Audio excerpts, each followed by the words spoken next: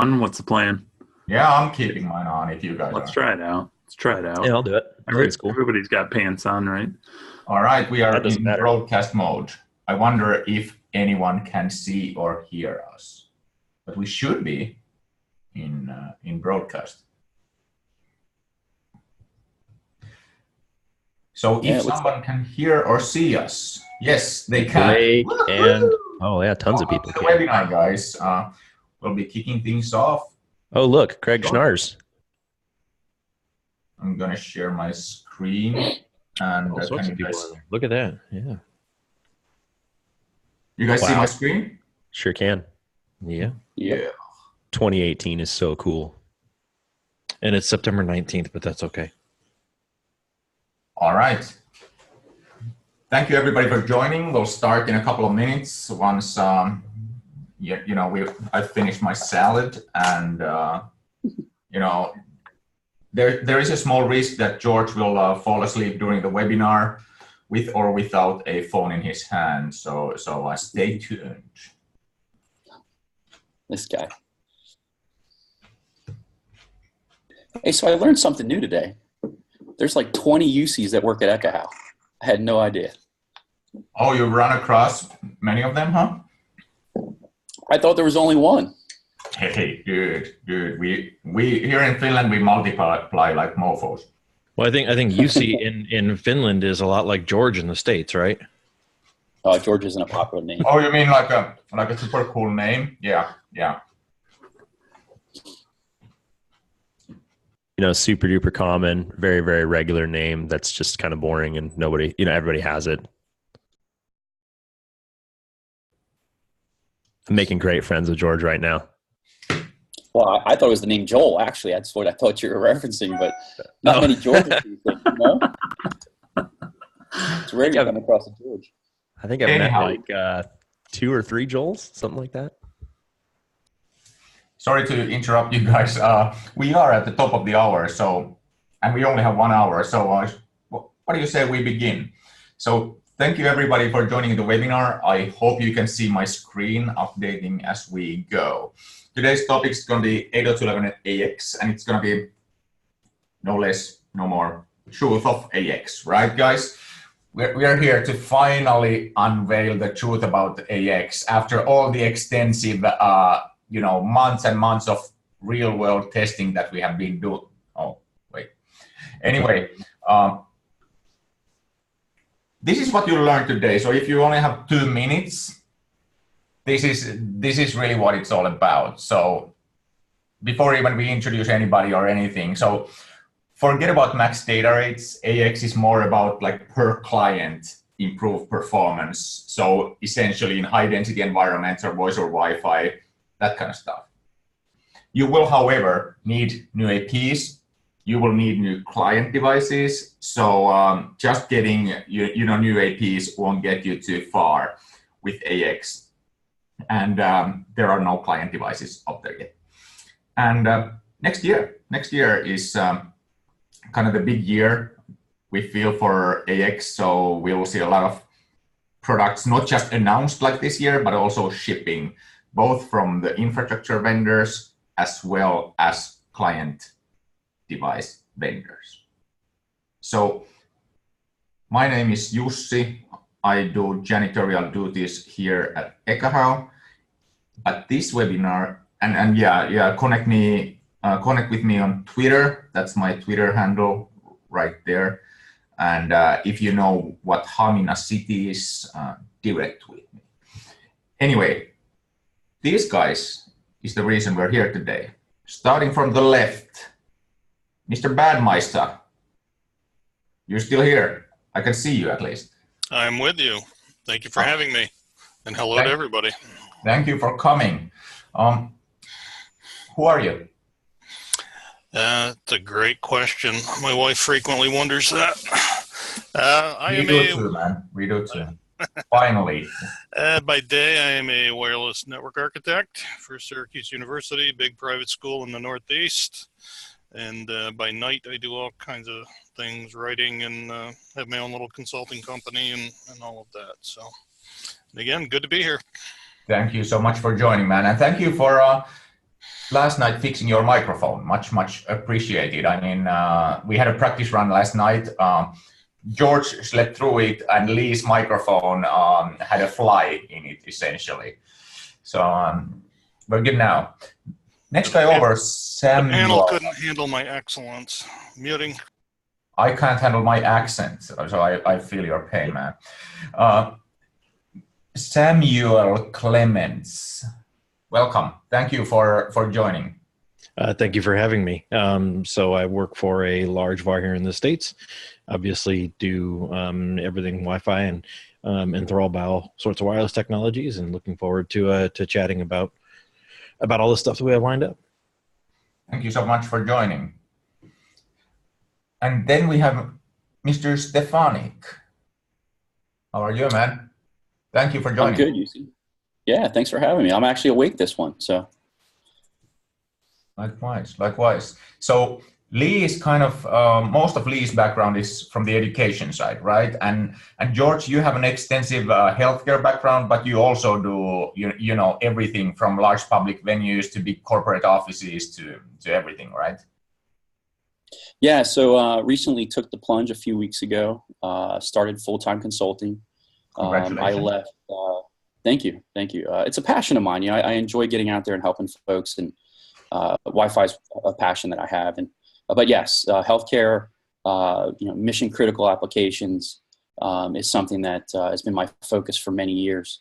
I worked for a very large healthcare system in Texas, and pretty excited to be on the webcast today and discuss 802.11x. So thanks for having me. Thank you so much. Thank you so much. And Sam, I know you're also, since you work for a VAR, you're kind of all vertical markets covered kind of a thing, but what's your, like, where have you deployed most yourself, and what's your favorite vertical? So we deploy obviously in a large number of verticals. We tend to focus on mid-market here in the States, but it's everything from, you know, entertainment to campus enterprise to healthcare to, you know, you pick a vertical, and we're in it, manufacturing and warehousing. I do enjoy working in entertainment venues, large public venues, stadiums, cruise ships, and the like. Also, is that Wi-Fi related in the entertainment venues, or? It is, yes, it is. It's I'm not doing a song and dance, no. Okay. Much to everybody's chagrin, I'm sure. But yeah, I do tend to prefer, you know, the large public venues, the more challenging RF environments, especially around warehousing and manufacturing. You know, the carpeted office enterprises, I wouldn't say ho-hum or boring, but it tends to be very well trodden, shall we say. Very good. Very good. Thank you again for joining. So large public venues is actually a good lead-in for today's webinar, because I guess many of the advancements of AX might be useful there as well, given that enough clients support that. Absolutely. So next slide, and I hope you can see these updating. Joel, and if you're joining the Wi-Fi Trek conference in San Diego in October, feel free to talk about it on the chat board. Joel, you're joining as well, and you have a presentation. I do, yeah. I do have a presentation at Wi-Fi Trek. What are you going to present about? Do you know? I'm going to talk about the differences between airtime utilization, or no, hang on. I gotta back up for a second here. I'm going to talk about the differences between utilization, airtime, duty cycle, and airtime utilization, and how to not get hit in the face with a chair from UC. So, because that's important, because that's what happened last time at Wi-Fi Trek. Obviously a real photo. There's obviously, you know, it's a horrible violence right there. So we'll talk about that. No staging at all. This was the recruitment interview, right? This is where you kind of got. Oh yeah, that was. Yeah, so this is before I even worked for Ekahau. Yeah. It's a pretty rough interview. Yeah, you guys really beat me up, literally. It's only gotten better since then, right? Better. Yeah. Yeah, sure. Anyway, yeah, we have at Ekahau, we have several people coming to San Diego. We have a booth, blah, blah, blah. I'm also speaking there.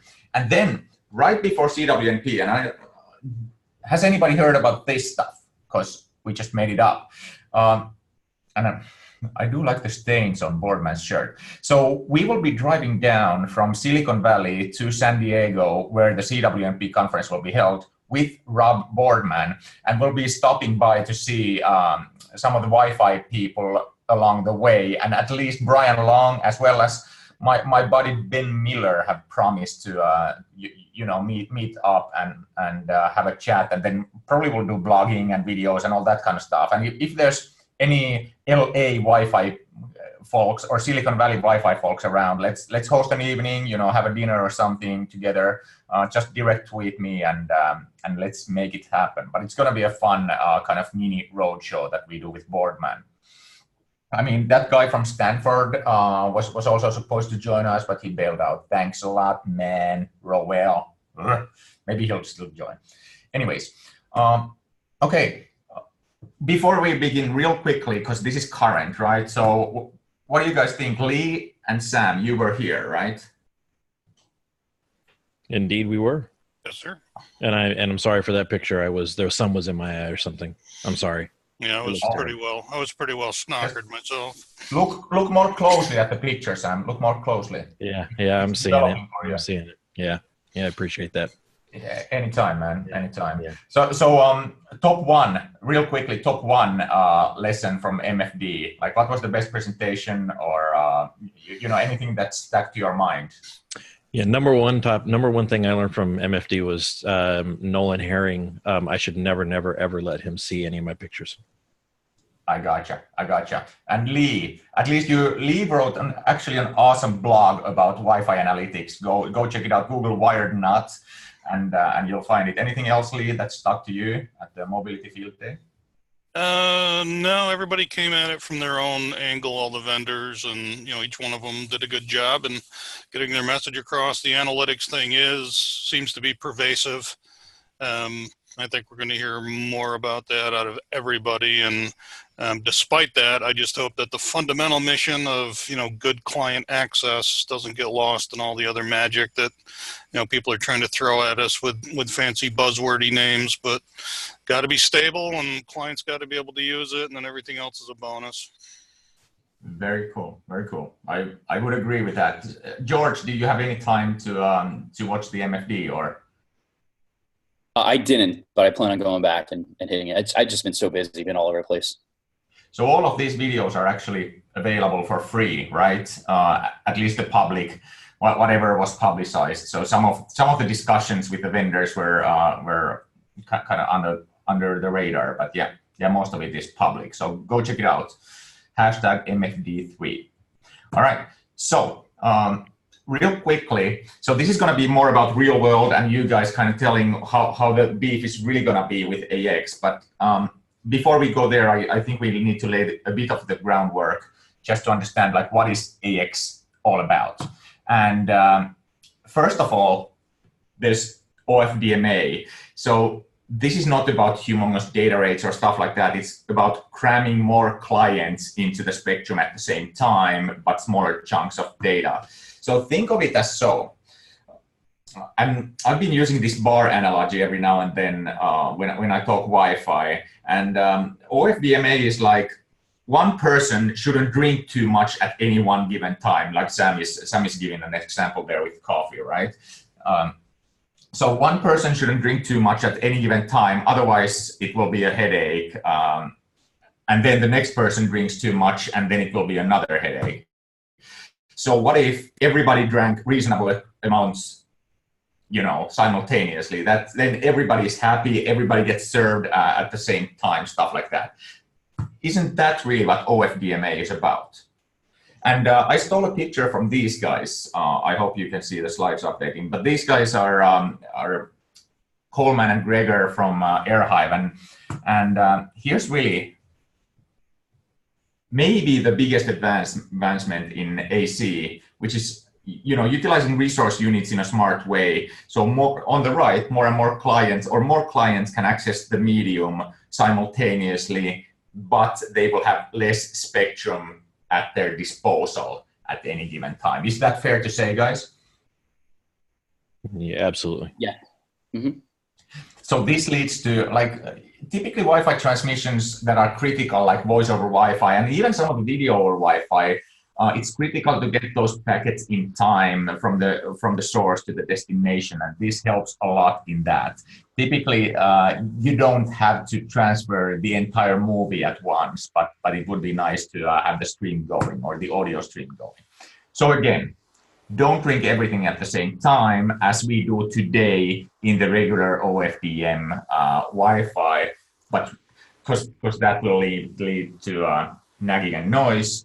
Instead, do it the new way where everybody drinks reasonable amounts of beer. Fair? Then there's BSS Coloring. So, you know that chatty guy in the bar that disturbs everybody?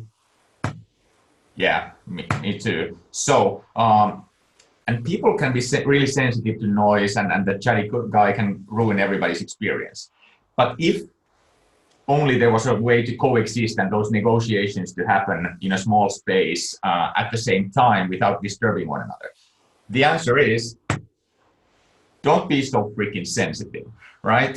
So by being less sensitive, as a listener, you can just have your own discussion and not be bothered by the other guys. Fair? So this is really how AX works as well. So BSS Coloring allows you to assign different quote-unquote colors for different APs on different channels. So even if the channel is reused within a fairly small geographical area, the clients can still, and the APs can understand that, okay, because it's a green colored packet, then it kind of belongs to me, I'll be more sensitive about it, or something like that. Is that fair to say, guys? Because on the left is the biggest enemy of Wi-Fi, which is co-channel interference. Wi-Fi hurting other Wi-Fi, and typically it's my Wi-Fi hurting my Wi-Fi. Fair? Yes, sir. Absolutely. So this is where Jussi ends talking and you guys start. Except don't, panelists, please don't take a guess, given that we talked about this yesterday. So the last really relevant thing, and I won't talk about everything that's in AX, like uplink, MU, MIMO, and all that stuff. But what is this advancement in AX?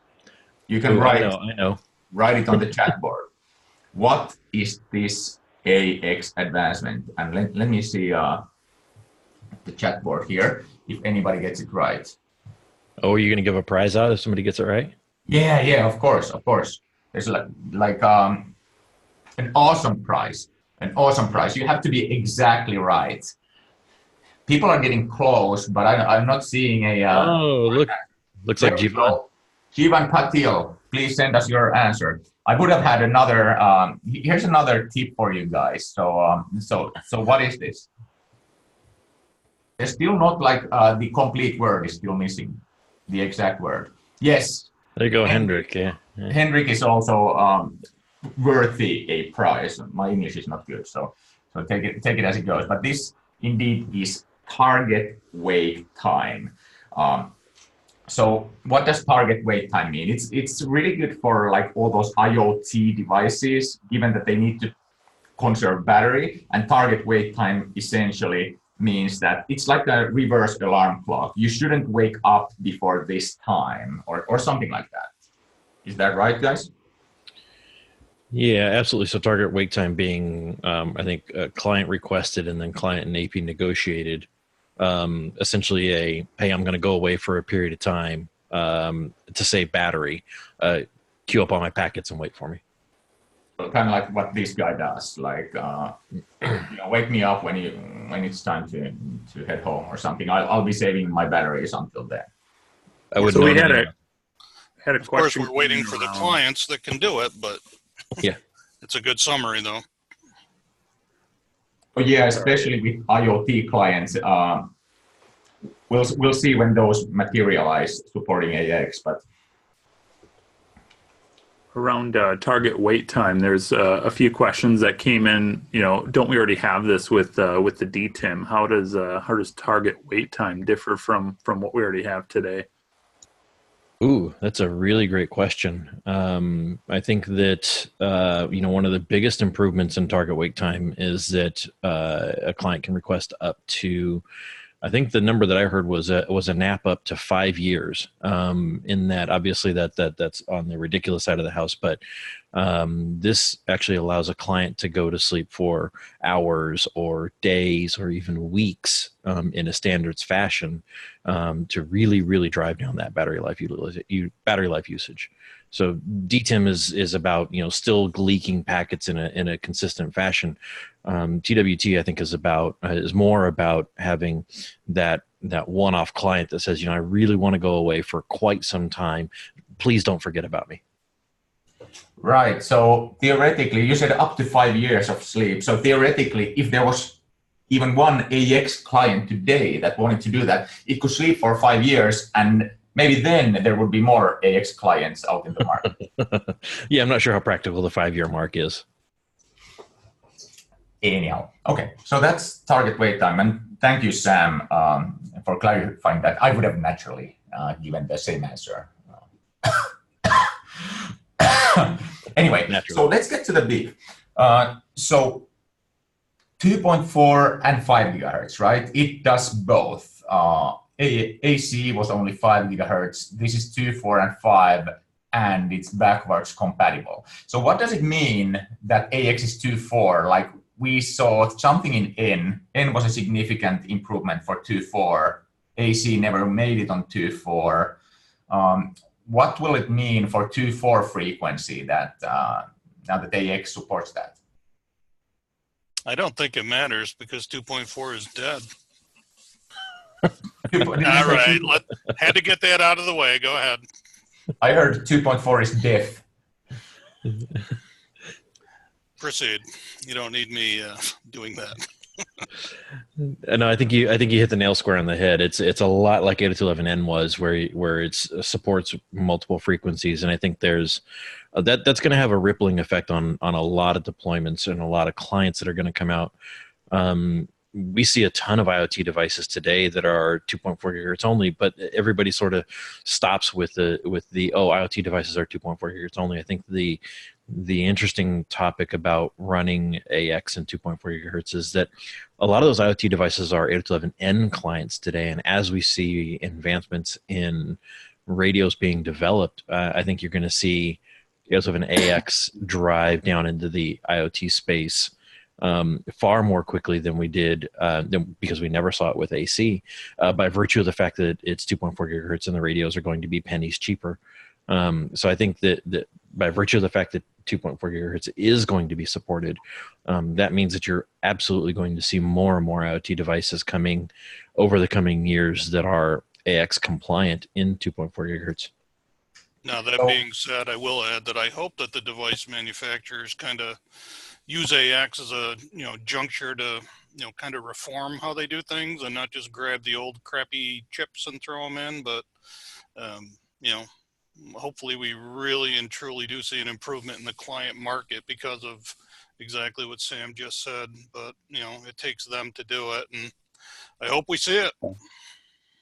Yeah, and I would add to that. When you hear backwards compatibility, one of the things that I think of is 802.11b, right? Now we don't see many of those devices today, if any. But how far along are we going to get with 802.11x until we see some more greenfield? And the impact on that, right? It's going to be interesting to see how all that plays out. And what about the advancements like BSS Coloring? That will also work on 2.4, right? It's not just 5 gig that will benefit from BSS Coloring. Yeah, that's as I understand it as well, correct. Right. And then just another question. What about OFDMA and 2.4 and very infrequently communicating IoT devices? Since the RU stuff, the resource units are allocated on the infrastructure side, right, on OFDMA, does OFDMA help clients that only chirp every now and then or is it more like constantly streaming clients like video or voice over Wi-Fi handsets or voice call smartphones, stuff like that?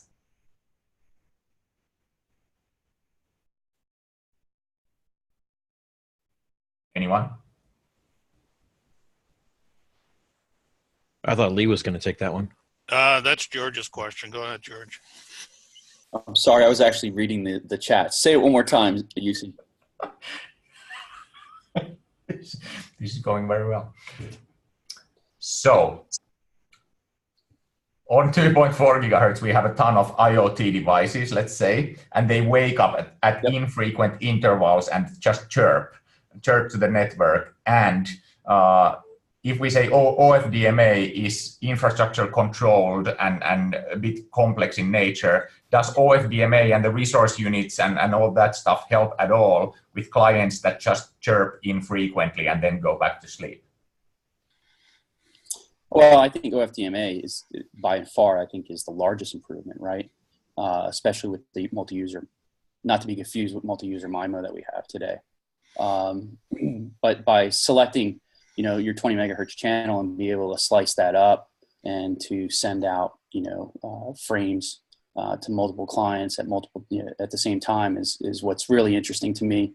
But specific to the chirping and whatnot, I would say that it would be beneficial. But I think multi-user MIMO in of itself is the greatest impact for OFDMA.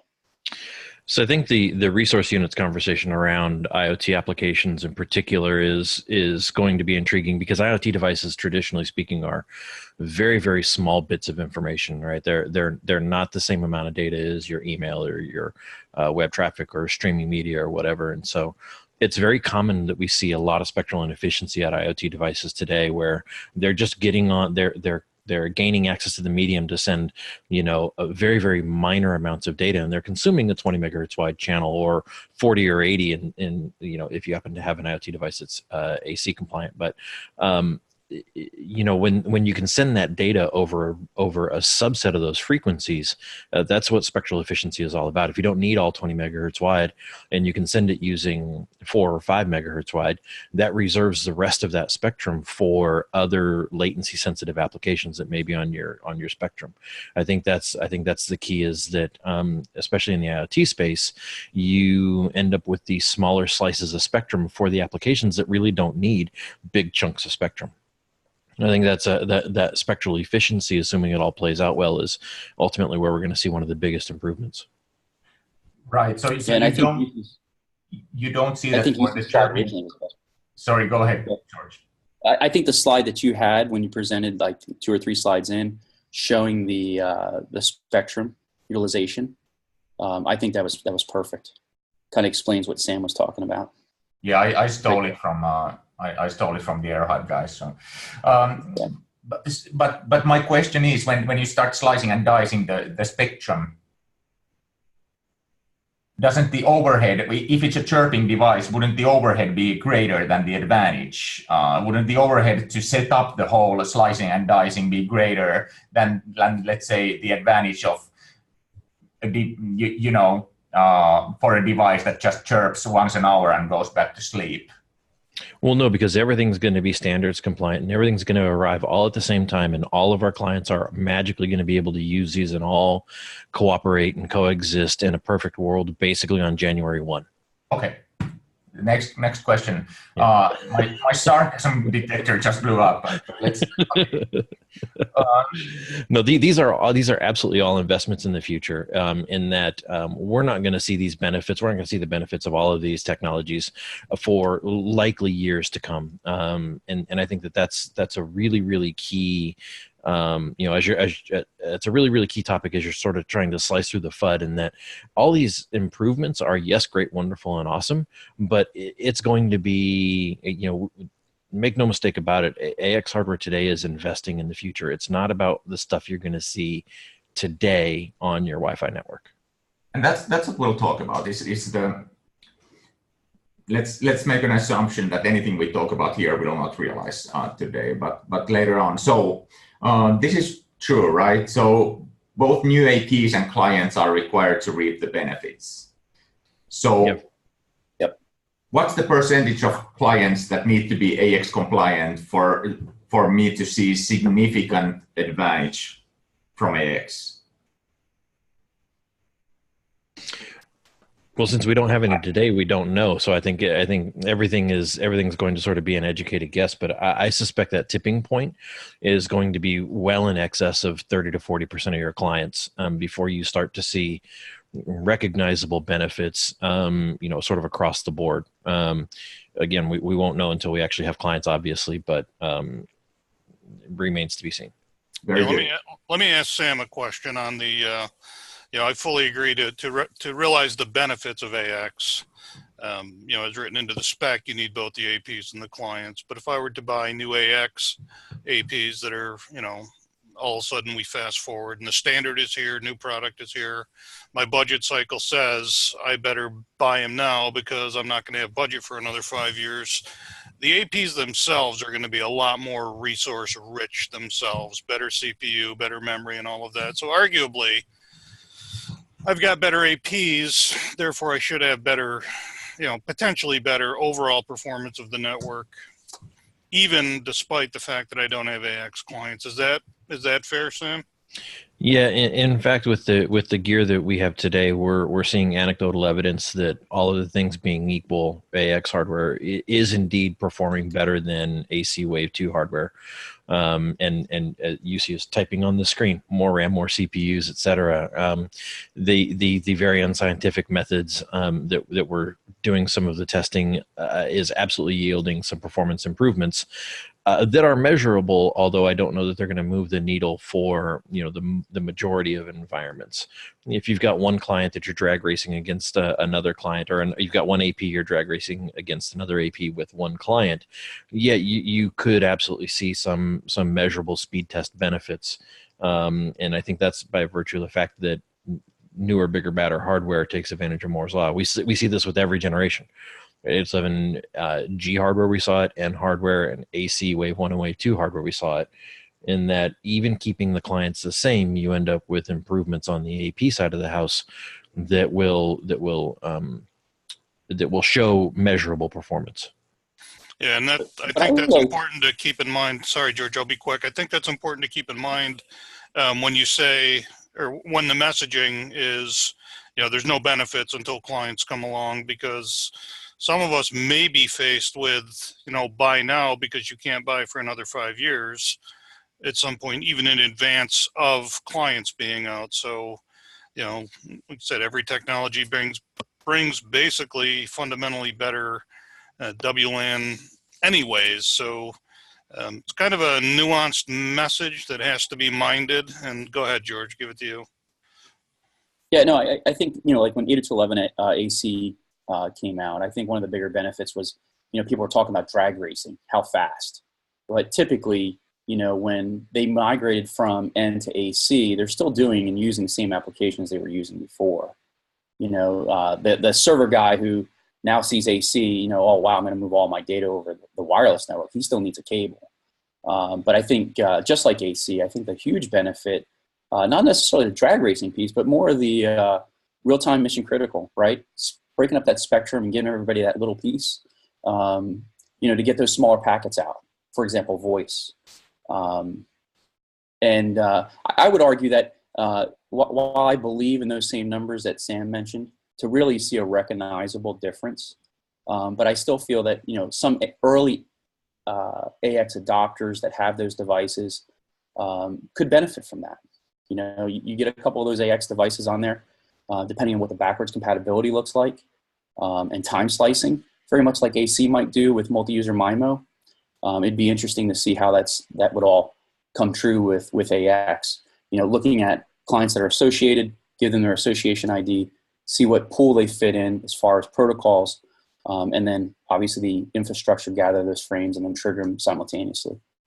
But there's a risk there. The conversation has been revolving around, the benefits you can get today, all of the things being equal, if the AX APs that you're buying today are the same as there's an AC Wave 2 APs that you have today. And I think Lee sort of launched off at the very beginning with, connectivity and stability is paramount. And I think with any new platform, you have to be eyes open because there are absolutely downfalls. There are absolutely pitfalls in that you may be investing in sort of tomorrow's technology. That does not mean it's going to be stable. That does not mean it's going to meet your business needs from a performance. It may meet your business needs from a performance perspective, but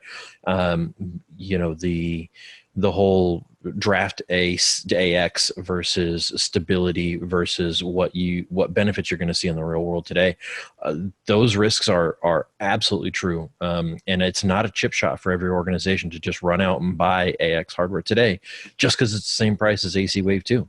Okay, you just pressed one of my hot buttons. so as AX comes out, another thing that people have to keep in mind, the vendors are also beefing up their systems with all kinds of what I'll not nicely call feature bloat. There's a lot of stuff also coming out under the hood of the systems that are doing AX along with AX. So, the probability of bugs and the potential for things to spin out. You've got not only AX being introduced, but you've also got, the analytics and the software defined this and that and new APIs hooking into everything.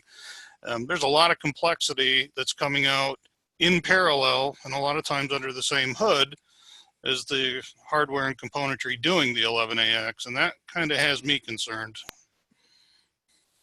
Yeah, I think we went through a lot of pain just with AC, right? Especially when Wave 2 came out. I think, there was a lot of infrastructure issues, along with client issues. I mean, right now, I think for me, a lot of the infrastructure issues kind of settled out, but, the flip side of that is the clients. How are the manufacturers and their drivers, the Broadcoms, the Intels, and the like. It's unusual because when you look at OFDM, for example, for cellular, right? The service providers, manage a lot of those chips. That's why they work so well. It's going to be interesting to see how the client manufacturers handle it. So not just infrastructure performance or reliability, but client reliability. So as an IT guy, as the first AC client devices, let's say the first AX laptops come out, should you kind of wait a bit for the drivers to stabilize themselves? So don't, like, if you have a choice between a laptop with a brand new fresh AX chipset versus AC that's mature, should you just go, wait for the next version of, or wait a while before you go with the AX client and drivers? Listen, we see this in every industry. We expect in 2020, General Motors is going to announce the mid-engine Corvette. There's a whole cadre of people. That's a rumor. Yes, it is a rumor. Don't believe those spy photos. It could be the next MSX. Sure it could. There's a whole cadre of people who say there's no way I'm ever going to buy a first generation vehicle until they quote unquote work out the kinks. That doesn't mean it's not going to be an awesome car, but it's absolutely buyer beware. In that that new Corvette, while it's going to be awesome, will not be perfect. And if you're one of those businesses that can tolerate that risk, absolutely. But don't go buying stuff. And then when you start seeing APs crashes or clients can't connect, don't get frustrated because you got to go out and update some software, update a driver, update a supplicant. The first generation AC, the first generation AX products are not going to be perfect. There's just no two ways to slice and dice it. Yeah, just a quick comment coming from higher ed. I mean, we're going to see the earliest of everything, including the AX stuff, and hopefully with a mature help desk, people know, whether it's beta iOS code coming out or whether it's beta AX hardware, whatever. We expect the problems, we solve the ones we can, and the ones that we can't, we work around. But yeah, I mean, you can tell people not to buy, but depending on your vertical, there's no way to hold it off. So in my world, it's coming, and there's just no two ways about it. We'll have AX clients on our existing AC network, and that'll cause problems. And once we get to AX, we'll have old AC clients that have issues, and earlier 11N. I mean, the mix is going to be there depending on your vertical, and there's things that we would like to happen and not to happen if we had our way about what's getting bought when. But the reality is, some of us just have to take it as it comes. Right. Next question, and I don't know, we haven't rehearsed for this, but so name some scenarios where AX will be at its best. What are the most helpful things, or like where does it boost performance and client experience the most? Where would you what are the environments you would first recommend AX to? In greenfield deployments, because that's funny, because there's no such thing. Yeah. I would say obviously ultra high density, right? You have areas that stadiums, for example, large conference rooms, auditoriums and things like that, where those channels could be sub channels could be used, and smaller packets can be transmitted simultaneously. I think that to me is one of the low hanging fruits that if you want to see a big bang for the buck. Yeah, absolutely. Sarcasm aside, thank you, Jussi. The large public venues, I think, are going to be where you're going to see AX clients land first. Large public venues tend to be those entertainment-driven venues, and if you can make some course assumptions about the people that attend large public venue environments, whether those be sporting events, whatnot, those tend to be the folks that have the latest and greatest widget in their pocket. Obviously it's not all of them, but you can absolutely make some generalizations about the types of clients you're going to see and when you're going to see them. Much like in the EDU space, you're going to see the beginnings of every single thing there is on the market. Large public venues, I think, are going to be where, especially in stadiums, where you're going to start to see the largest number of AX clients sort of sooner than everything else. You're going to see them all sort of aggregate together in those environments. Thank God. So interesting thing on the large public venue piece of it is in the past or even currently, typically large public venues tie in with very directional antennas, very focused RF. How does that change, or does that change with deployments and designs now factoring in AX and in that concept, that directional focused antenna? I mean, from my perspective, design is design. I don't know that there's anything necessarily that causes me any sort of grief as far as directional antennas specifically around AX, other than people not doing design properly. We have obviously a tremendous amount of resources available to us in order to do proper design, yet people still can't manage to do it. We also have a large number of antennas to select from as far as where we get RF into a particular area versus back out of an area. I don't know that any of those things really change, other than it's going to highlight the insistence on doing proper design more so than not. External antennas will be supported in AX hardware and infrastructure. We'll see highly directional antennas. I think all of those things still exist, and I think they're all still very, very important tools, especially in LPVs. Yeah, it also kind of makes me think about the need, if you want to get, even if you've got a good AX client, if you want to get those whopping throughputs, you still got to get the, RF parameters that deliver them. And, back to what Sam's saying is, good design and all of that still has to prevail, but going to be interesting, with the big numbers that get bandied around associated with AX, and, people walk into a stadium that's touting, hey, we have AX and we have this and that, and what those throughputs are really going to be for people in these dense environments with external antennas and, so many variables. So I'm kind of in the, what you're talking about, Jerry. To me, I understand everything Sam's saying, but, so much of this is going to be kind of wait and see when it's out in the wild.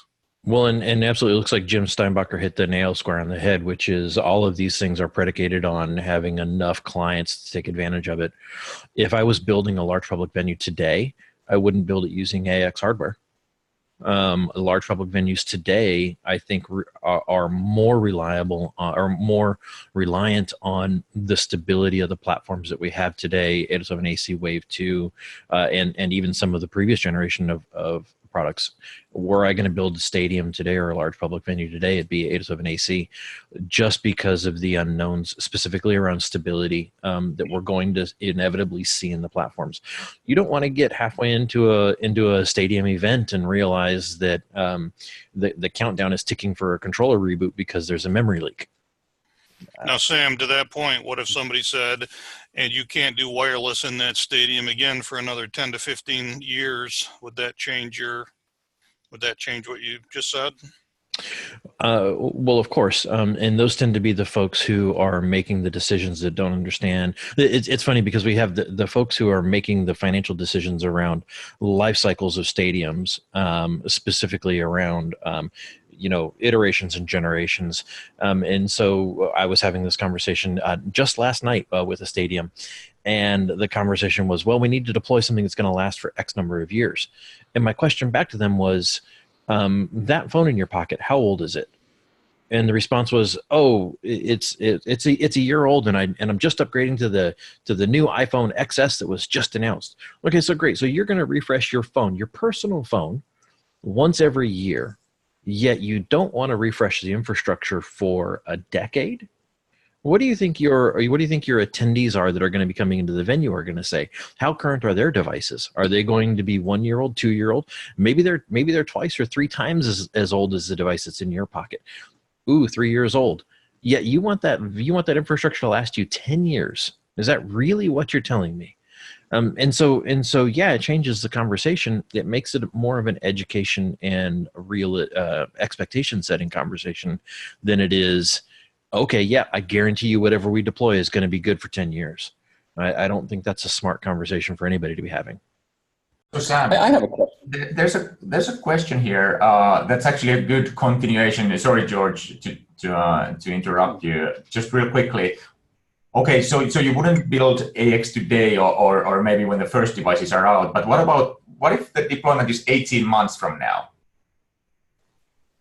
Yeah, so we're starting to see AX hardware in hands today, meaning by the end of the year, it should be commonplace to have AX infrastructure devices. And so that gives us, 3 months, which gives us another 13 months on top of that.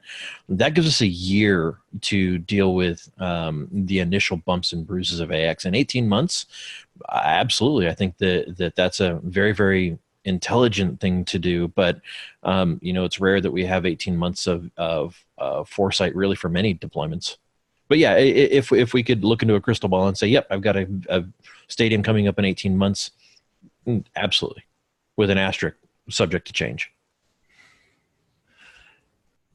All right, fair enough.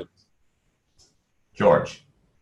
So going back to the design with AX, do you guys feel that coloring will mask some bad designs?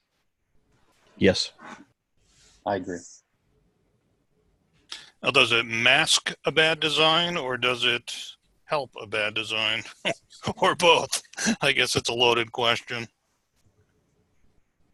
Yeah. So let's stop there because that's an interesting discussion. So does a coloring or the other things like mask a bad design?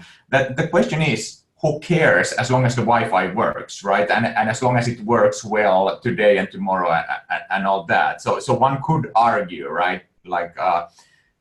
So I guess the question is AX and how much more error tolerant is AX because of advancements like coloring and OFDMA? How much more room do we have for design errors in AX? I think with every generation of technology from 802.11b, from 802.11 prime forward, introduces improvements that could be used to mitigate terrible designs. And that whether it's faster modulation, getting packets on and off the air faster, which means that you can tolerate stupid people doing stupid things. Every generation has given us more headroom to do stupid things. If you want to come anywhere close to what the marketing glossies tell you can do, you need to take those stupid things off the table.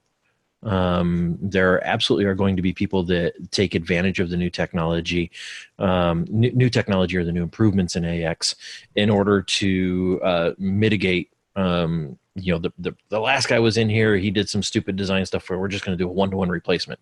Yeah, you will absolutely see improvements eventually.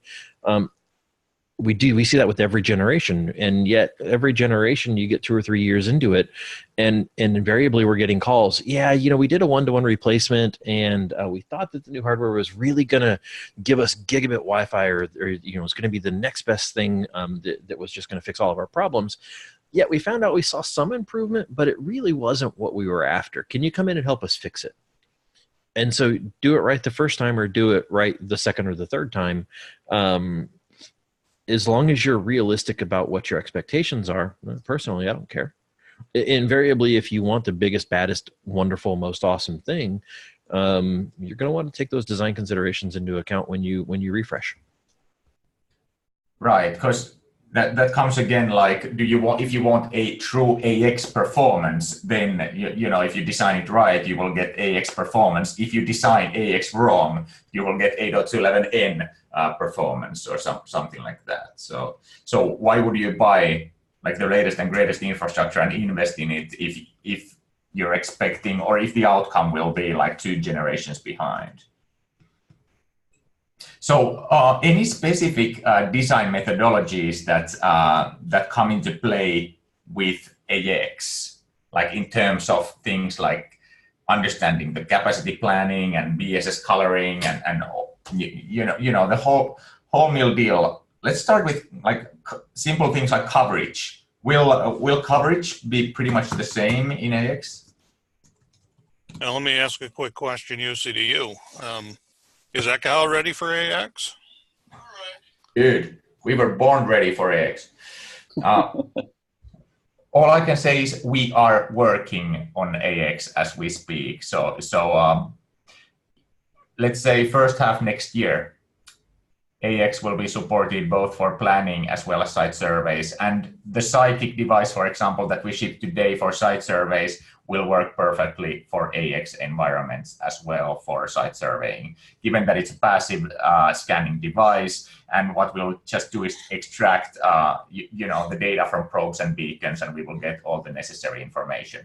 I mean, I would claim that 70% of our and our competitors' users are still using 802.11n adapters for their site surveys, and they still work great for AC, assuming the software is smart enough. So for first half, I can write it down here so that it's set to stone. First half next year, Ekahau 802.11ax support. How's that? Okay, good deal. And that was meant to be part of, the answer to your question is, we have to have the tools ready before we can even, dig in and get started on it. If the tools are that important to what we do, and I would argue that they are. So, Yep. And I mean, kind of hard to do it right when you don't have the proper tool. Basic things like coverage, still obeys the laws of physics. There might be some increased robustness, certainly at the edge of the cell and stuff like that. And yesterday we talked about rate versus range, which will improve things like that. But I'm not expecting a drastic difference in coverage or the absolute maximum throughput, stuff like that. But I would want AX features for things like capacity planning. I would want to consider AX specific things when planning capacity, when planning for simultaneous voice calls, things like that. And of course, when you're mapping out an environment, you want to understand whether it's NAC or AX. Legitimate or not, we look to our device manufacturers, our client handset device manufacturers, to provide us guidance for how we do door design, signal strength boundaries, channel overlap number, SNR requirements, things along those lines. And let's just pick on Apple because Apple's got some really tremendous enterprise design guidelines. I have a very, very strong sneaking suspicion that Apple's not going to modify those much. What they're instead going to do is, as they're talking about building AX radios into their handsets, they're going to say, these are the design guidelines that people have been using for the past 3 and 4 years to great success. are we going to make sure that these radios and our handsets implementation of these radios are going to work in all of the environments that we've been touting for the past several years? This is how you do enterprise design. Client device manufacturers are stuck between a rock and a hard place because they finally started to get really good traction in the enterprise, especially around what design considerations are. And that's everything from RSSI and SNR right on down the lines. At the end of the day, you're still going to need signal strength. You're still going to need the low noise floor. I don't see a lot of those things changing unless you've got, you know, really, really high and tight requirements for a particular client. Lenovo gives you a machine that promises, you know, X number of speeds and feeds, and you need to design that everywhere. I don't see that happening, much like I don't see it happening today. Yeah, and I would agree with Sam in that you know, we still have AC devices, right? We still have end devices. Those devices aren't going away anytime soon. You still have to design to those devices as well.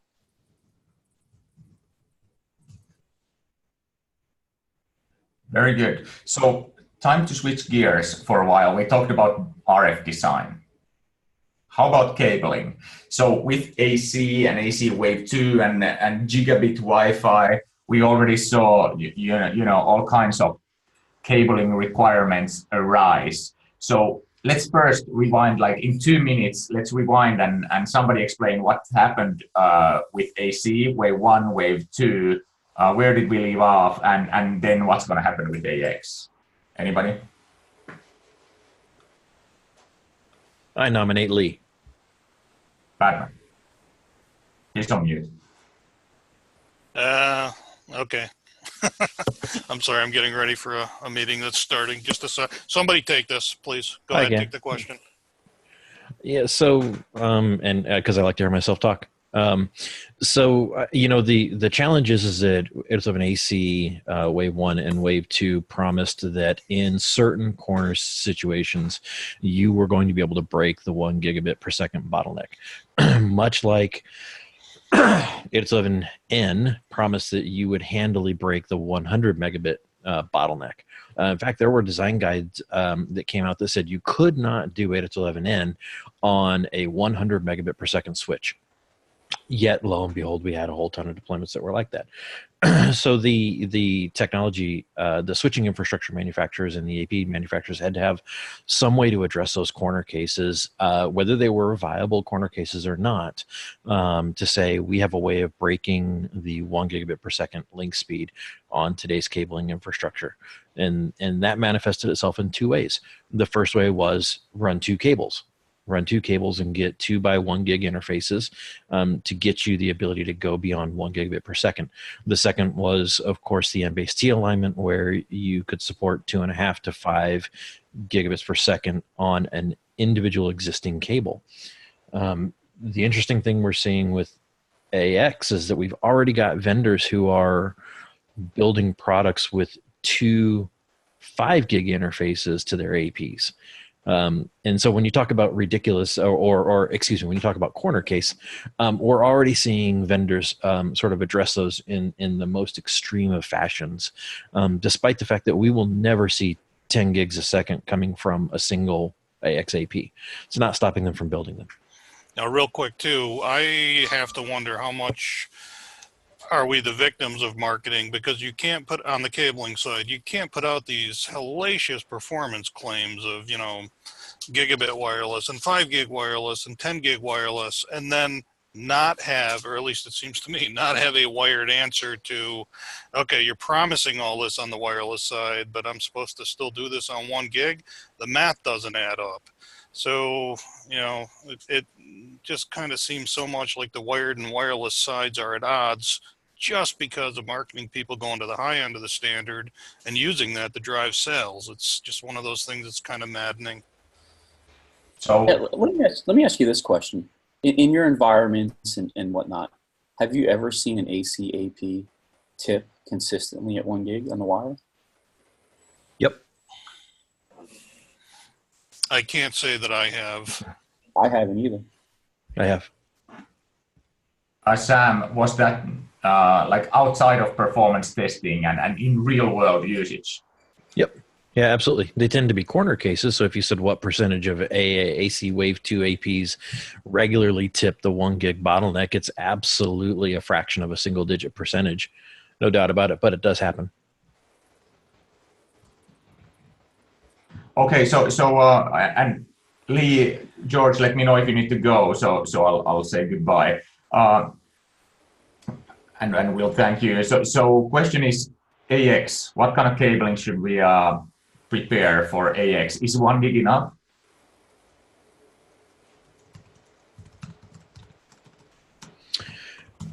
I mean, I think it's interesting that 1 gig gives us a starting point. I think Lee had some interesting situations where he's got, I think, dorms where the existing cable plant's simply not going to be upgradable. And so the conversation becomes this big circular conversation around designing for requirements. Do you meet your requirements for your placement of your APs? Can you move your APs, or are you reusing your existing AP locations? And if you're reusing your existing AP locations, how do you get the performance out of those existing cable plants that could get you to a point where you are being able to take advantage of the AX performance claims? I think that the AX performance efficiencies out of the PHY standard are ultimately going to see us more regularly use more throughput on the wired side. I think we will more regularly hit that 1 gig bottleneck as opposed to today where it's absolutely considered a corner case. I think spectral efficiency is spectral efficiency, and if you can get there faster, you're going to get there more regularly. So I think I just totally avoided your question. So at least we'll more regularly hit the 1 gig bottleneck. But I think part of it, you say, I think part of it is MGig does help on existing cabling that's good cabling. You know, so MGig kind of gives you some flexibility in that regard when you hit that point that Sam is talking about. But, you know, when you say 1 gig, what is 1 gig? The capability of the cable? Is it your 1 gig switch ports? What is 1 gig? Because with MGig, now you say, okay, we're past what the switch ports are limited to. And you can replace switches a lot easier generally, at least in old buildings, than you can cable. So what is the cable capable of supporting? And can it do MGig? And if it can, at what distances and all of that? So it's not a yes or no. It looks like it's more of a nuanced answer. It's going to depend on the situation, at least to me. Fair enough. Fair enough. Okay, so anything else about cabling? One more topic, and then I'll let you guys go. And those of you who want can stay for the QA. So the expected cost for 802.11 AX gear. What's the cost going to be? Do we have any expectations? As with always with new technology, there will be a premium in the beginning, and it will of course be the most expensive product line to start off with. I'm sure it's going to be the flagship products that come out first, or is that the case? My prediction is no, that it's gonna be the other way around. I think you're going to end up with run rate gear sort of landing first, or even maybe the entry level stuff, because we've all been saying for how long now that sort of the first generation of products are going to be the ones that take the bumps and the bruises. I think that you're going to see client manufacturers try and work out the kinks on sort of the entry level gear before they feel like they can roll additional features in that would justify a more premium platform. So I think that you're going to see it coming in generations, not to use the word wave, where you're going to see by the end of the year. In fact, I think we already have some vendors that are touting that they're actually shipping gear today. I think that you're going to see that being the entry level stuff today. And then as calendar year 2019 rolls on, I think you'll see bigger, better, badder stuff coming out with more differentiation. I think the stuff that's going to land today is probably going to be, everybody's going to be basically probably shipping the same radios that everybody else is. So I don't think you're going to see true differentiation for several months. And I think that's good because it gives the vendors time to work out the kinks. So what about the cost for the entry-level stuff? Will it be comparable or it will be slightly higher, a lot higher than the existing AC Wave 2 entry-level stuff, or it will be replacing directly the AC entry-level stuff. Do you guys have any insight? I no idea on the cost, but I think what Sam has mentioned is what we've seen with what the vendors have done with AC, right? They came out with the entry level, and then they started increasing into the different generations. I don't think AX is going to be any different than that. I can't imagine that it's going to be less expensive because or significantly less expensive. I think it's going to be in the ballpark of what we're seeing cost-wise today. There may be some introductory costs, right, to get people to swing over, but I can't imagine it being significantly cheaper. Really, go ahead. It's going to be backwards compatible, right? So there's going to be value there as well. Well, and I think that much like buying a car, really the cost of what you pay isn't a byproduct of the cost of the equipment. It's a byproduct of your ability to negotiate. And I hate to say it, but the practicalities of the world we live in are, if you feel like you need to jump to 807 AX today, justify that to your vendor and get the pricing where it needs to be.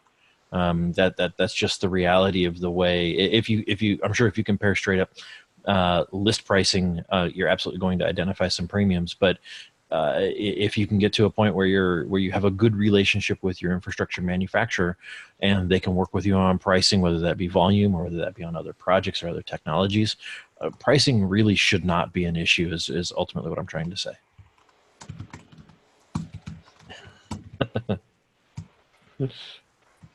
Okay. Word for word out of my mouth. Thanks, Jussi. Yeah, no worries. I'm a very good secretary.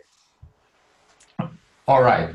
So that's that for the cost. Any so final question: when should one upgrade to AX? If you have AC and gear that's 2 or 3 years old, what's the typical, let's talk about typical refresh cycle and how it goes and in relation to new technology. So how much in a hurry are you, and what are the factors that affect your refresh cycle? George, that's all I think I think for when I was in the hospital, right, and now, in the consulting side of things, a lot of that's driven by budget. What Lee mentioned earlier. There's a refresh cycle, there's a life cycle that goes on, and you have funding, and then it's your time to buy. There may be some corner cases where there is specific needs, where you're out of capacity, and AX makes sense. But generally speaking, it's usually a life cycle event that's going to occur that you're going to be dropping 11 AX APs into your environment. Well, and I would take that one step further in that there is no one-size-fits-all answer here. Every customer and every deployment is different. There are plenty. How many people in the world said, you know what, this 807 AC Wave 1 to Wave 2 thing really wasn't compelling, and so I'm just going to wait until the next biggest thing comes out. Or they said that with 807N to AC, and then they saw the incremental performance increase from Wave 1 to Wave 2. It's a multifaceted conversation, and it should start with supportability by your vendor. There you go. It depends. Thanks, Jussi. It should really start with supportability by your vendor, right? You don't want to be deploying platforms or supporting platforms that are end of sale and end of support that don't meet your business needs. And that's really what it boils down to. Business needs drive all. And if you can quantify what those business needs are, it should be fairly straightforward to translate that into, a CapEx or an OpEx purchase to figure out what's best for your environment and for your customers or for your users. If you're an organization that deploys laptops and keeps them on hand for 7 years, and you're rocking some first generation 811N hardware, but you're not going to buy new hardware, new laptops, and you're going to push those 7-year-old machines to 10 years out, don't spend money on AX. That would be absolutely ridiculous. But if you're buying generational machines where you're updating your catalog once every year, and you're always getting the latest and greatest thing in, and you want to be able to take advantage of what those clients can do for you, you're gonna have to have a really, really truthful conversation with yourself about what your expectations are and when it's going to be time to invest. So following the chat here, this is certainly a very, seems to be a relevant topic. It seems like there might also be, or is there maybe kind of a thought process around this of maybe if I'm running, let's say, an 802.11n network still or AC Wave 1, could this potentially be now the time to move to a Wave 2 deployment, AC Wave 2, given that AX is rolling out and is going to drive down the pricing of the, now the previous generation? Yeah, if you're buying today, if you have to spend budget today, like, hey, I've got a refresh cycle coming up, I've got to use it or lose it, and if I don't spend money this year, then I can't spend the same amount of money next year. Buy what you can get your hands on, and today that's AC Wave 2. If you can push that till the end of the calendar year, where you say my budget constraints are, hey, I've got to, if my fiscal year starts in July and I have to make sure I get my purchase in this calendar year, that doesn't make a whole lot of sense, because typically spends are done on the fiscal year. If you can pump the brakes and wait just a little bit to make sure that you're not on the utterly bleeding edge, then yeah, absolutely do it. When it makes sense, sort of next calendar year is what I would be saying. But yeah, if you have to buy today, like, oh my God, if I don't spend money by tomorrow, I'm going to lose it. Personally, I don't know that I'd go rocking the AX gear. Fair. Is there a certain, and I know you guys are over, and I appreciate you staying over, and the audience as well. So is there like, let's put up a hard question, like, is there a tipping point, like something that happens in technology or something that says, okay, from here on out, for my customers or for my team, I would recommend AX over AC? Is there a certain tipping point that could be a good hint toward that direction? Is in pricing or maturity, stability, you name it? Yeah, and I would look to the past for those answers, right? We saw the same tipping point when G hardware came out. We saw the same tipping point when 802.11n hardware came out, when AC hardware came out, when Wave 2 hardware came out. And that is when the vendors are offering you the next generation of gear for the same price as the previous generation of gear. At that point, it just becomes an absolute no-brainer. Now, if you've got a crystal ball, the real answer is long about 2 to 3 months prior to that happening is really when the tipping point occurs. But sort of the public signaling that most people are going to get is when pricing parity occurs. And I think that's the chip shot no-brainer. By that point, you really should be looking at that long and hard. But there's one thing I want to add to this, and I think it's important to recognize that in a lot of environments, and I'm not going to say all of them, but in a lot of environments, 802.11n and AC are much more, they're fully usable in those environments. Like on a hospital floor, a lot of the applications are thin clients. They're not using a lot of bandwidth. 802.11n, the protocol works very well in those environments. So when you had 802.11ac and now 802.11ax, I think in those types of environments, we're adding a lot more infrastructure horsepower than what's actually needed. Now you take that same perspective and you put it into a stadium, that's a different environment where AX would thrive. So I think part of that conversation too is, there's not a lot of environments that necessarily need AX today. I think a lot of environments can get around that. Just my 2 cents.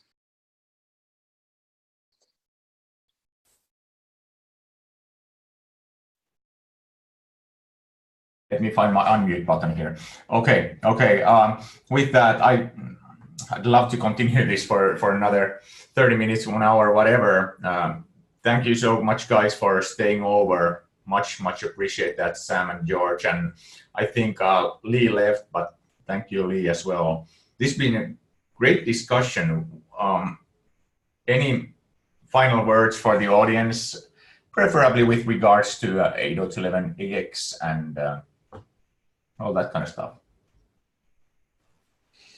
Yeah, I guess my parting shot, I guess, before we get to Q&A, if we're going to do that, would be identify risks, right? Understand what those risks are and go into AX adoption eyes wide open. There are environments that can tolerate that risk. There are environments that cannot tolerate that risk. And that risk is going to be everything from potential instability to the IEEE hasn't yet finished ratifying the standard. The Wi-Fi Alliance hasn't done certification of gear. If you're going to be adopting AX hardware today, you should look to your infrastructure manufacturer's role on those organizations to get a feel for the viability of the claims around, fully compatible with the spec by way of software upgrade. And if you're buying AX hardware today and those vendors are not sitting on the IEEE or they're not sitting on the Wi-Fi Alliance, that's just a guess. There's no two ways about it. And so make sure that you understand what your infrastructure vendors role in those certification and ratification bodies, and understand what the risks are to your organization, and make sure that you can tolerate those risks with the hardware you're buying. And in my closing, what I would add is that while we talked a lot about the overall 802.11ax and some of the gear that's coming, I think a lot of the tools that we're going to be using are going to be changing. How we troubleshoot, and how we understand the protocols. I mean, this is totally different from anything that we've seen before. And a lot of that, troubleshooting and methodologies that we have and use today, we have to adapt to the new protocol. So I think it's something that needs to be discussed further. And I think a lot of people are already talking about that now. How, what kind of tools do we need? And how do we troubleshoot? How do we capture the frames? Because it's going to be a lot more complex than it ever has. And if you look at how the standard started, just a small stack of pages, and now it's like this, it's getting much more complicated. And while people want to say it's getting to an easy button, because if you look at what's coming out from a lot of the vendors, you just press a button, it just works, right? It's not going to be that easy. I think there's going to be a lot of complications. And like Sam said, especially the first version or two that come out, it's going to be very challenging. I would agree with that, especially the capturing packet, analyzing packets will be certainly an interesting ball game. Okay. If you guys, George, Sam, do you have a couple of minutes for questions? Joel, Jerry? Absolutely, I do. Sure. How late is it for you, George? Yeah, no, I'm here. Yep. But how late is it for you? It is 1:15 a.m. here. 1:15. This guy's a trooper. He just went to China. He fell asleep right before our yesterday's rehearsal, and now he's still here at 1:15 a.m. So give George some credit, man. So some of the questions, Jerry, Joel, any questions as we give a silent applause to George for his trooperness, if that's ever a word. Yeah, Jerry, Joel, you want to? I was going to throw it your way and say, hey, do you want to go ahead and manage that? But if you want me to, I'm more than happy to do that. You pull the first one, and I'll pull the next one. All right, Boise Palmer, go. Oh boy, the Boise Palmer, great. Okay, so apologies if I butcher pronunciation of a couple of these terms I've only read. I haven't actually heard people talk about them, but Jeffrey has a good question here. Do you think coloring will be the answer to mitigate the increased cell sizes caused by smaller channels from OFDMA, particularly with places like stadiums where, where'd the question go? Oh, it just went down the list. Particularly with places like stadiums where traditionally receive SOP and other nerd knobs are used to minimize cell sizes. Can't really get more aggressive with RX SOP because clients will still utilize the whole channel. I know it's kind of a long question. Any thoughts on that? Yeah, I think that's what we're hoping is going to happen. I think that there's obviously in an environment where you've got an appreciable number of AX clients, yes, that is the goal. Really, in a large public venue, it's about making sure that your clients can connect and transmit data. Actually, I guess that's the same for every environment. But in large public venues where you're dealing with things like channel overlap, mitigation using technologies like RxSOP, yeah, the hope and the intention is that BSS Coloring is going to help alleviate some of that stuff. And I would add to that. Go ahead, George. I would add to that, 5 gigahertz obviously have a wealth of channels, right? I think coloring really comes more into play in a 2.4 as that becomes alive again, right? Good. Yeah. That was definitely a deep question there. And yeah, I mean, it's a lot of those time will tell, right? Well, and I don't think that any one technology is going to fix any one problem. I think that what we're seeing is a lot of incremental but compounding benefits. You're seeing a lot of small things that are ultimately going to interoperate and work with a bunch of other technologies and features and widgets to improve the overall performance. It's not going to be one thing that saves us all. So the next question that was upvoted here as the next most popular from Chris Radford, the OFDM channel slicing benefit. Will the OFDM channel slicing benefit only be realized downstream from AP to clients? Multiple clients just tune to their cycles, and the other piece of it was, an APs can't process multiple upstream transmissions, can it? That's a good question. I don't have the answer to that one. Yeah. Hi, Chris. Yeah. So we'll be seeing multi-user MIMO and uplink and downlink in both fashions. Yes, absolutely. If I understood the question correctly. Yep. What was the first part of the question? So yeah, the question was around the first part of it was around the OFDMA / channel slicing benefit. Will that be only realized downstream from AP to clients? No, it's my understanding that it's in both directions. Okay. Resource units, allocations, all that fun stuff is in both directions. Excellent. Was what I had understood. All right, so next most upvoted questions from Matthew Blackstone. How will radios manage long wait times eating into packet queues if the AP has to reboot before the wake up time? I think that kind of plays into the very long target wake time that we talked about earlier. Yeah. I think they probably won't. Hopefully we'll see some intelligence around clients not requesting sleep times or not negotiating sleep times that are well beyond their intended use from a packet perspective. And so that's going to present some interesting problems because that's not going to be, I don't think that's going to end up manifesting itself like a widget that you click that says, hey, this tag is going to sleep, is going to 811 AX sleep for X number of seconds, minutes, weeks, hours, days, years. And the packets that we're generating to send and receive are going to be different. Like I said, five-year wait time, I don't think is going to be practical. I think that was just sort of an extreme edge because I had to pick a number somewhere. But I think what you're going to see is that's going to end up being more on the minutes as opposed to hours, weeks, days, years. And I think that 802.11 has been very good at retries. Well, not very good at it, but it's been doing retries for a very long time. And so I guess worst case scenario, then there's always a retry.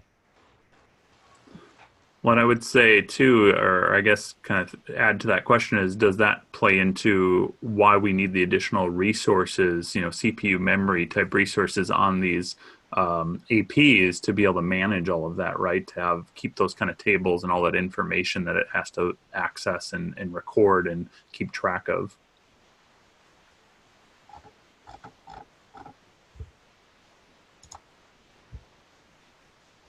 Jerry, you want to go ahead and grab the next one? Will do.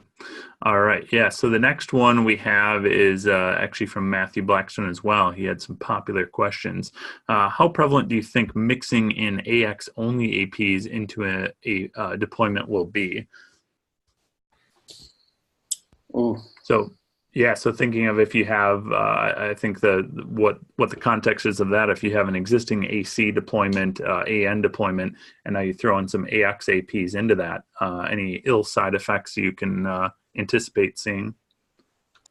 I think we've seen that with the early adoption with AC when people started salt and peppering those in, when there was some bugs that manifested themselves.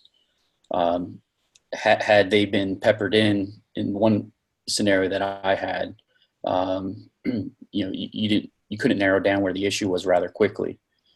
So I don't know that I would do that immediately. I would certainly separate an implementation with AX from an existing implementation of AC until all the bugs are worked out. In general, that's just not something I typically do. Yeah, and I would concur. I think that we see this with every generation of hardware. The gut that everybody wants to follow is, hey, I've got a hole, let's plug it with today's hardware, and we'll let yesterday's hardware sort of revolve around it. I think that from an infrastructure side, we're probably not going to run into a large number of challenges.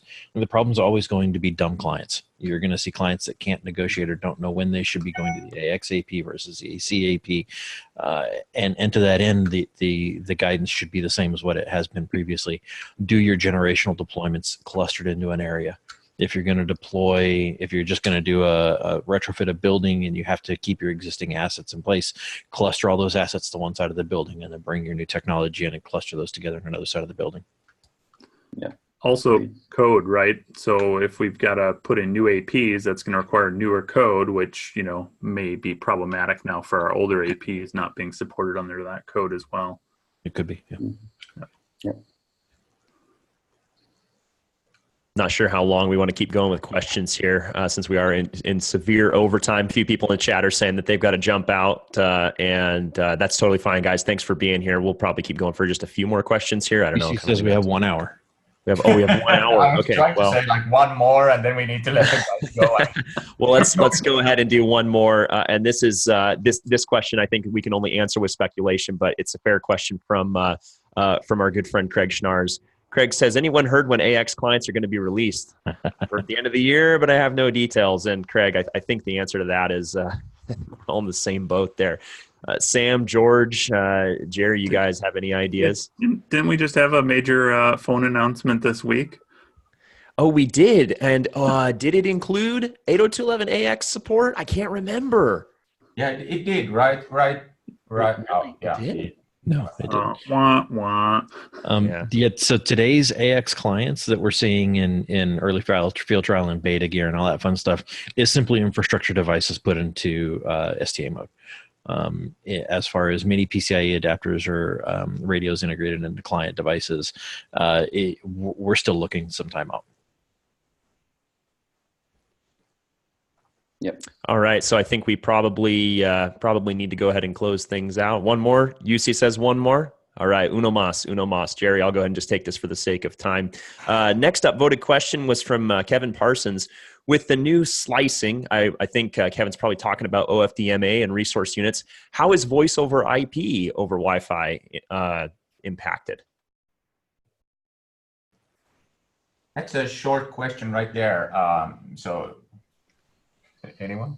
Yeah. Hopefully, quite positively.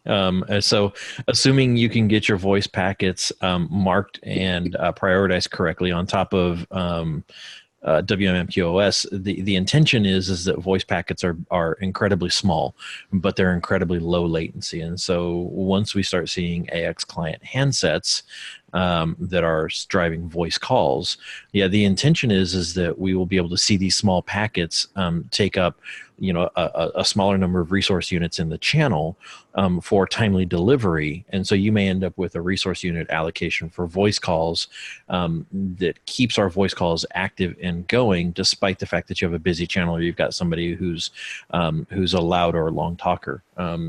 Allocate some resource units to that person who needs to keep talking, transferring that 2 gig file up to the file server, and it just keeps chewing up the bandwidth. But resource unit allocations allow us to also simultaneously turn around and service high priority traffic that may be smaller packets and extremely low latency. So the intention is that it will impact it very positively, and I'm incredibly hopeful for that. Again, we're going to wait for clients. Think much like a walkie-talkie, right? You lock the channel and that client device grabs a hold of that frequency. AX is going to allow multiple clients to lock that channel, if you will, and then transmit those frames. So, you've seen the progression of, a client sending one packet or one frame at a time, and then we had aggregate frames, right? And then we had multi-user MIMO coming down. Now AX is improve upon all of that by giving us the ability to send, or clients to send, multiple frames at a time. All right.